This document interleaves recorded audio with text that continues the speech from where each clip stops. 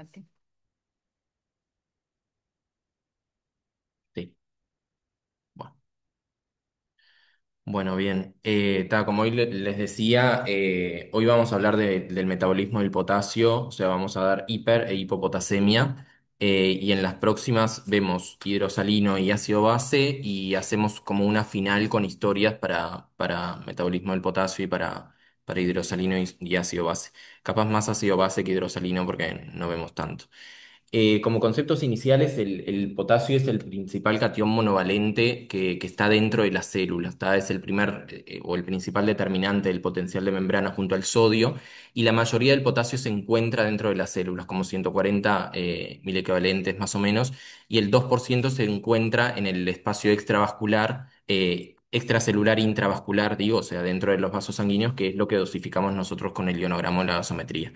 Y es importante que tengan en cuenta que la mayoría del potasio que tenemos en el cuerpo es intercambiable. O sea, nosotros vamos a poder hacer cosas para manejar el balance interno del potasio, o sea, insulina, no sé, bicarbonatado o los tratamientos que hacemos habitualmente.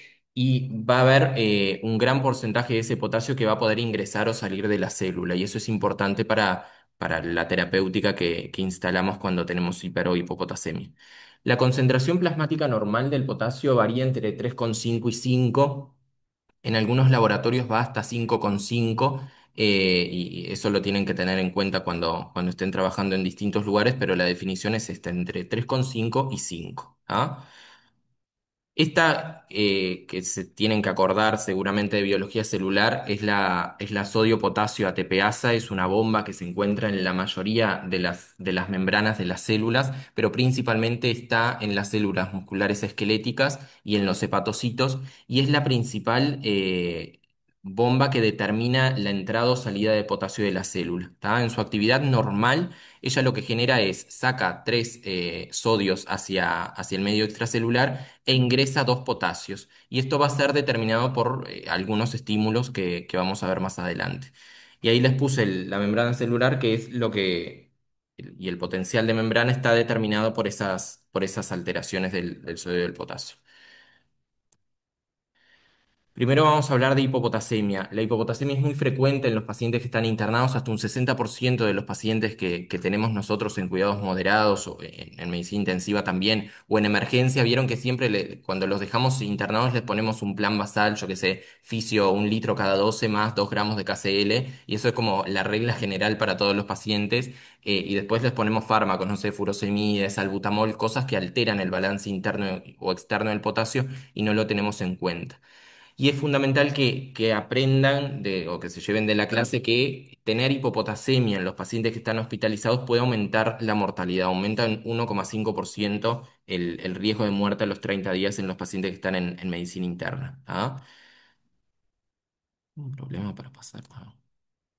En cuanto a las manifestaciones clínicas de hipopotasemia, generalmente hay fenómenos de hiperexcitabilidad de las células musculares con aumento del automatismo, y eso se da porque hay desactivación de los canales de sodio y hay generación de entrada pasiva de potasio en la célula.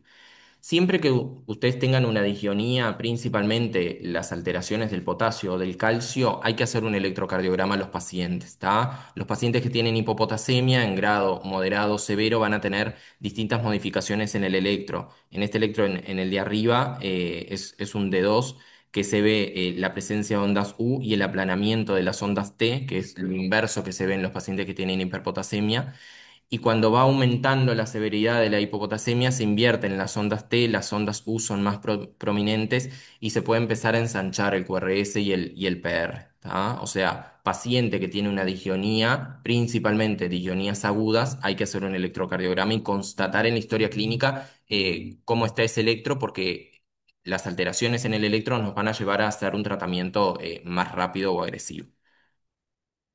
En cuanto a las manifestaciones clínicas no cardíacas, la hipopotasemia puede dar debilidad, puede dar parálisis muscular cuando es muy severa, puede dar rhabdomiólisis no traumática, o sea, eso es rotura de las células musculares estriadas con liberación de la mioglobina hacia el extracelular y generación de injuria renal como consecuencia de eso. En el músculo liso, que más que nada el gastrointestinal, puede dar ilio, puede dar oclusión intestinal por ilio, náuseas, vómitos. Y en el glomérulo renal y en el túbulo, en realidad, puede generar diabetes insípida nefrogénica. La diabetes insípida se define como una alteración en la producción de hormona antidiurética o en la sensibilidad de la hormona antidiurética en el túbulo renal. Entonces hay alteraciones para la absorción de agua. Los pacientes no pueden absorber agua, tienen generalmente poliuria acuosa e hipernatremia. Puede haber alteraciones en la reabsorción del bicarbonato como consecuencia de la hipopotasemia y nefritis tubulointersticial o necrosis tubular aguda de causa no aclarada que estuve leyendo ayer que en realidad es vinculada a al aumento de la amoniogénesis renal, que eso genera daño tubular. En cuanto a la clasificación, se puede clasificar en leve, moderada, severa, leves de 3 a 3,5, moderada de 2 a 3. Esto me quedó, no, está bien. Y severa, menor a 2. A pesar del valor de severidad, si uno tiene un paciente que tiene, no sé, 2,6 de potasio y tiene alteraciones eléctricas, tiene ilio, tiene vómitos, tiene otras, no sé, tiene rhabdomiólisis o cualquiera de las manifestaciones clínicas que habíamos hablado recién, pasa a ser severa. La severidad está mediada por por el grado de leve, moderada, severa o por las manifestaciones clínicas. Y por la velocidad de instalación del cuadro. Siempre que las disonías son de instalación rápida, pueden generar síntomas que son catastróficos para el paciente, principalmente las arritmias ventriculares, y cuando son de velocidad más lenta, el organismo es menos sensible a esas modificaciones y se puede ir adaptando mejor. La presencia de leucocitosis, por ejemplo, en los pacientes que tienen leucemia, puede dar un falso positivo a a la presencia de hipopotasemia.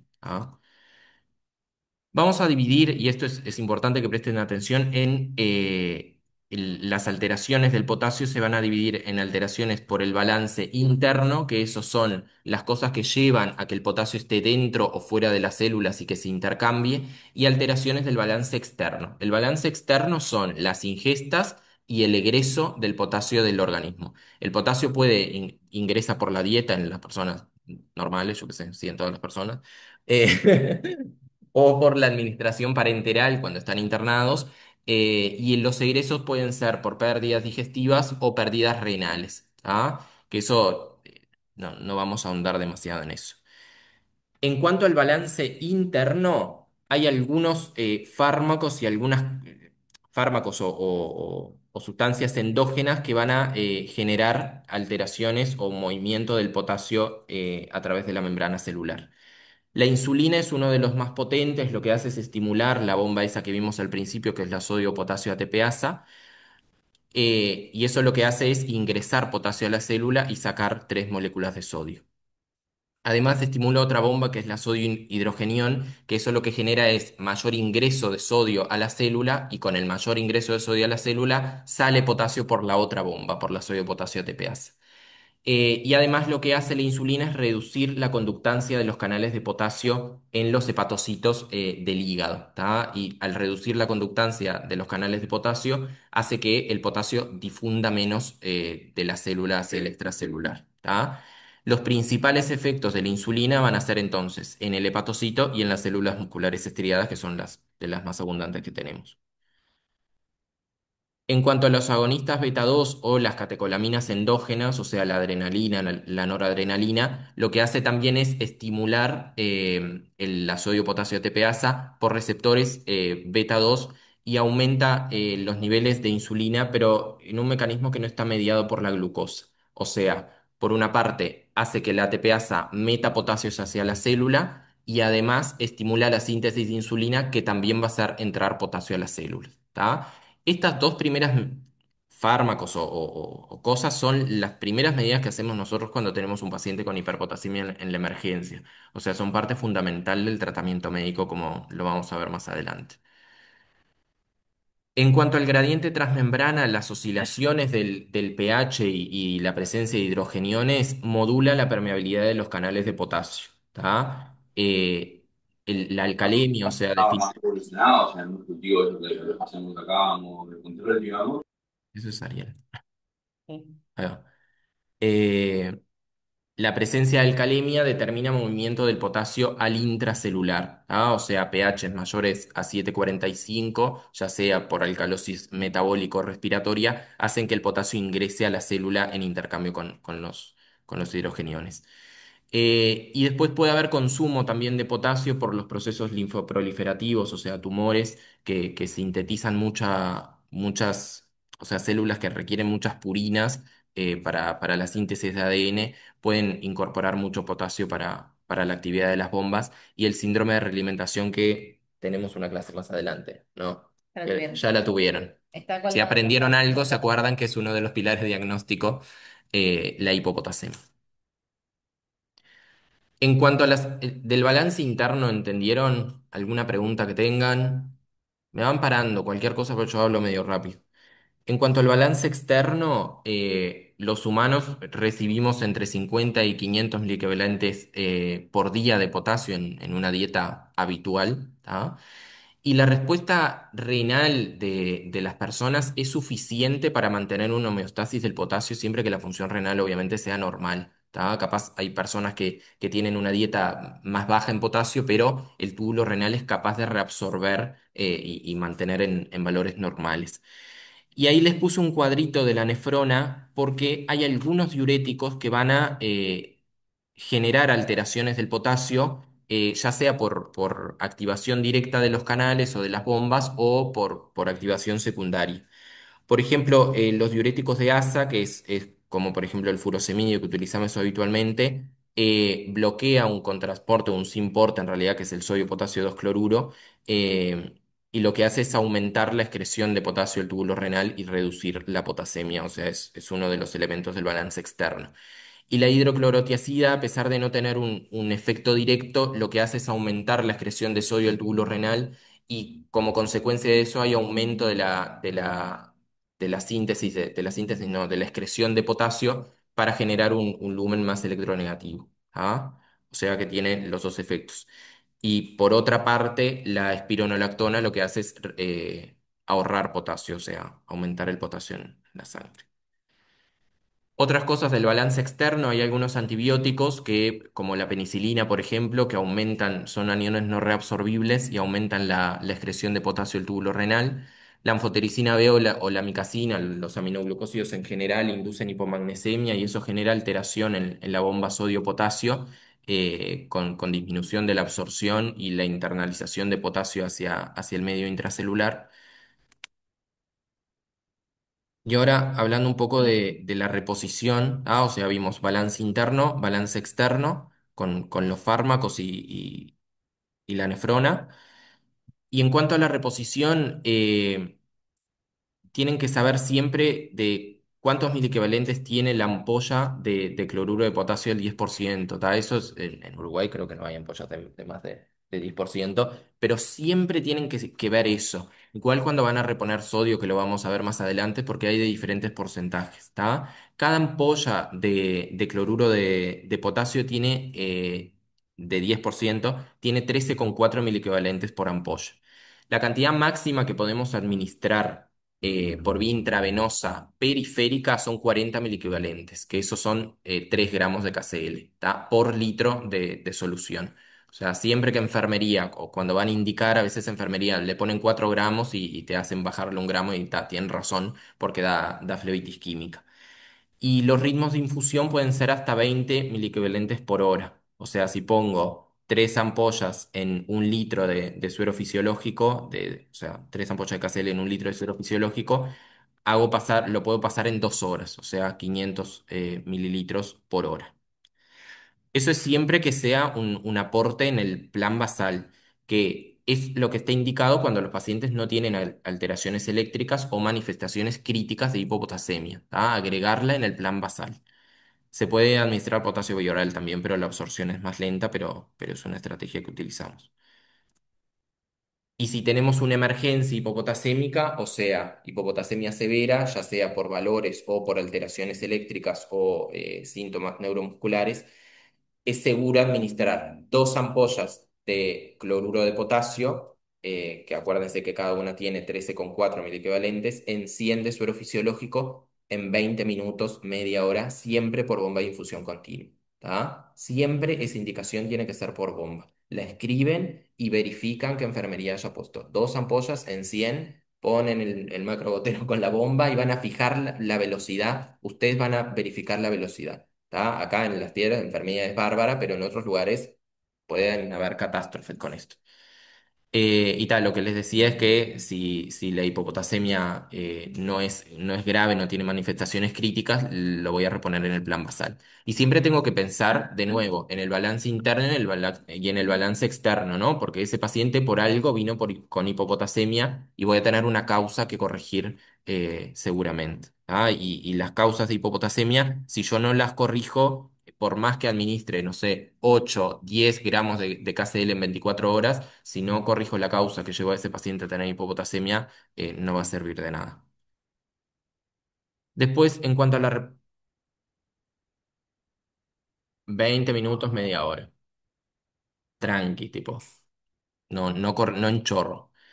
Después, el magnesio es un cofactor importante con el potasio para varias rutas metabólicas y habitualmente coexiste la hipopotasemia con la hipomagnesemia. Siempre tengo que, si tengo hipopotasemia, y si es moderada y grave obviamente, dosificar el magnesio, pedir un ionograma con magnesio y ver si necesito corregirlo también o no. ¿Ah?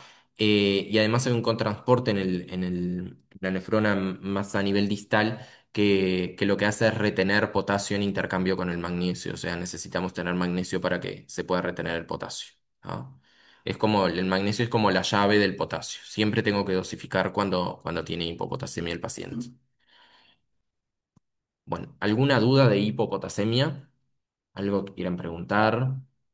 Cosas que hayan visto y que les haya quedado duda en las historias clínicas, no sé. Tengo una pregunta. Recalcaste la importancia de pasar las 2 ampollas por bomba de infusión continua en 20 minutos. ¿Por qué? Porque es importante hacerlo en bomba y no en chorro, como dijo. Y que hay que verificar, que dijo, hay que verificar, poner las 2 ampollas y ponerlas en bomba. ¿Por qué?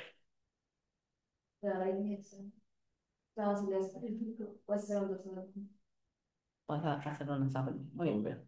Exacto, tenés riesgo de arritmias ventriculares graves. O sea, lo pasaste para el otro lado.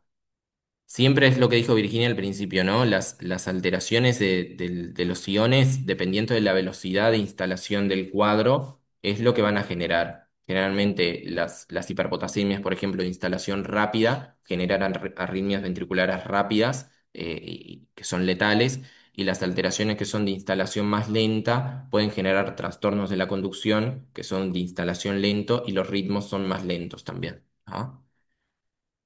En cuanto a hiperpotasemia, que es lo que creo que es lo que se tienen que llevar como grabados por los que van a hacer medicina de emergencia o cualquier otra medicina que tenga que ver con pacientes o con la asistencia de pacientes agudos, es fundamental que lo sepan y que sepan cada una de las cosas que pueden llevar al paciente a tener hiperpotasemia y cómo tratarlo. Se me pone muy Cambio. complicado. En cuanto a las alteraciones del potasio para hiperpotasemias, puede haber incremento del aporte, como les decía yo, del balance externo por aumento del aporte bioral. Yo que soy un paciente que tiene hipopotasemia crónica y le estamos reponiendo potasio bioral y instala injuria renal aguda, por ejemplo. Va a tener mucho aporte por vía oral y va a tener dificultad para la excreción de ese aporte. O un viejito que ingresó con nosotros deshidratado y le pusimos un plan basal con 4 potasios en 24 horas y se infectó, asoció injuria renal, lo mismo. Tengo que sacar el potasio del plan basal. Después, alteraciones del pasaje del líquido intracelular al extracelular, pseudohiperpotasemia, acidosis metabólica, que eso intercambia el potasio con los hidrogeniones. La hiperosmolaridad también es un estímulo para el arrastre de potasio hacia el extracelular por un mecanismo mediado por arrastre por solvente, se llama. El hipercatabolismo, la rhabdomiólisis con rotura de las células musculares, además de salir las proteínas de los músculos, como la mioglobina, sale el potasio también. El déficit de insulina, la dioxina y la disminución de la excreción a nivel renal, que eso es lo que les decía yo, insuficiencia renal aguda, el mieloma, que es uno de los criterios diagnósticos, la disminución de la síntesis de aldosterona, que eso es un poco más como para ir a leerlo, y defectos en la secreción selectiva, que esos son síndromes tubulares que se dan más que nada, el diagnóstico se da en los niños. La acidemia, volviendo al balance interno y el balance externo, lo que hace es inhibir la secreción tubular distal de potasio y hay traslocación del potasio por acumulación intracelular de los hidrogeniones. O sea, los hidrogeniones que están en el intracelular desplazan el potasio hacia el extracelular. La presencia de hiperosmolaridad hace que haya salida del agua del intracelular al extracelular y hay mecanismos de arrastre por solvente. Los betabloqueantes, ¿se acuerdan que hablamos un poco de la presencia de los estímulos adrenérgicos? Pueden interferir con los estímulos adrenérgicos para la absorción del potasio por la célula, ¿tá? Y además pueden inhibir la síntesis de renina, eso disminuye la secreción de aldosterona y la reabsorción del potasio del potasio y del sodio a nivel tubular distal. Drogas como el Bactrim, o sea, el trimethoprim sulfamethoxazol, genera inhibición de canales de sodio en el túbulo distal y en la sodio-potasio ATPasa proximal, o sea, los pacientes que tienen tratamiento con Bactrim y principalmente los que tienen injuria renal son muy propensos a tener hiperpotasemia y ese es un efecto que no está mediado por dosis y es idiosincrático de cada paciente. En cuanto a las manifestaciones clínicas, lo mismo, hiperexcitabilidad cardíaca, cuidado en las alteraciones que son de desarrollo en agudo, ¿tá? Van a tener alteraciones, que esto está bueno que lo piensen, o cuando tienen un paciente con hiperpotasemia, siempre hay que hacer electro, pero está bueno para hacerlo y mirarlo, interpretarlo. Entre potasios de 5 y 6 ondas T picudas, después se empieza a ensanchar la onda P, ¿tá? Y se aplana, que es lo inverso de lo que pasaba con la hipopotasemia. Con potasios mayores a 7 se ensancha el QRS, entre 7 y 8 puede haber onda sinusoidal y mayores a 8 son mortales y dan arritmias ventriculares graves, taquicardia ventricular o fibrilación ventricular. En cuanto al tratamiento, primero vamos a hablar un tratamiento estabilizador de la membrana de la fibra muscular estriada cardíaca, ¿ah? Y después del tratamiento del balance interno y el balance externo. El gluconato de calcio lo que hace es aumentar el potencial de membrana de excitación cardíaco y reduce la velocidad de propagación de los impulsos eléctricos, o sea, el potencial de acción. Entonces, como que protege al miocito de la hiperpotasemia, o sea, hace que sea menos excitable a los estímulos. Y está indicado solamente cuando hay alteraciones eléctricas, o sea, tengo hiperpotasemia y además tengo alguna alteración eléctrica. Nosotros habitualmente lo usamos, tipo, lo dejamos 1 gramo cada 8 en pacientes que tienen hiperpotasemia o que están ahí con un tratamiento médico dificultoso, pero no es lo que está indicado. Después, el bicarbonato de sodio. Ahí lo puse como para dos cosas, ¿no? Altera parte del balance externo, altera el balance interno también, ¿tá?